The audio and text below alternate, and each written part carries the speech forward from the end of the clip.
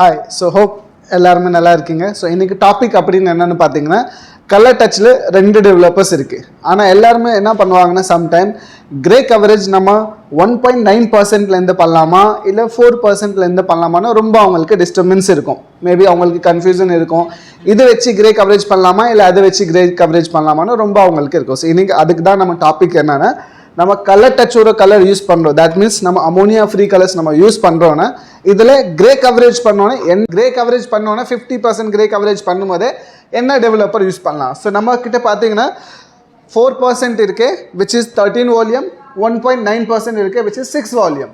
So 1.9% இல்லை, நமக்கு 4% 13 volume use பண்ணோம். 4% 13 வால்யூம் இதை யூஸ் பண்ண மட்டும் தான் உங்களுக்கு 50% கிரே கவரேஜ் கிடைக்கும்.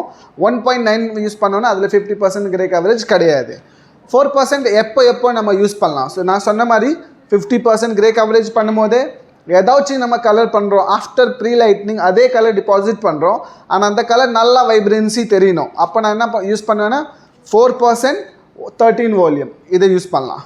ஓகே, நெக்ஸ்ட் நம்ம 1.9% எப்போ யூஸ் பண்ணலாம். ஸோ 1.9% எப்போ யூஸ் பண்ணலான்னா, ஏதாச்சும் ப்ரீ லைட்னிங் பண்ணியிருக்கோம் ஆனால் அதோட லெவல் பார்த்தீங்கன்னா ரொம்ப அதிகமாக ஆயிடுச்சு. மேபி எக்ஸாம்பிள் எனக்கு ஒரு 6 லெவலுக்கு வேணும், ஆனால் என்ன ஆயிடுச்சு 7, 8, 9 லெவலுக்கு போயிடுச்சு.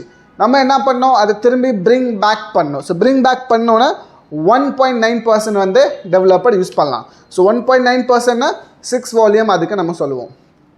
இதே டெவலப்பர் இன்னொன்று உங்களுக்கு என்ன ஹெல்ப் பண்ணி கொடுக்கோன்னா, அன்வான்ட் டோன். தட் மீன்ஸ் நம்ம ப்ரீ லைட்னிங் பண்ணுவது சம்டைம் பேட்ச் வந்திருக்கோம்ல, அந்த டைம் இந்த டெவலப்பர் யூஸ் பண்ணிங்கன்னா உங்களுக்கு ஈவென்ட் டோன் எடுத்து கொடுக்கும்.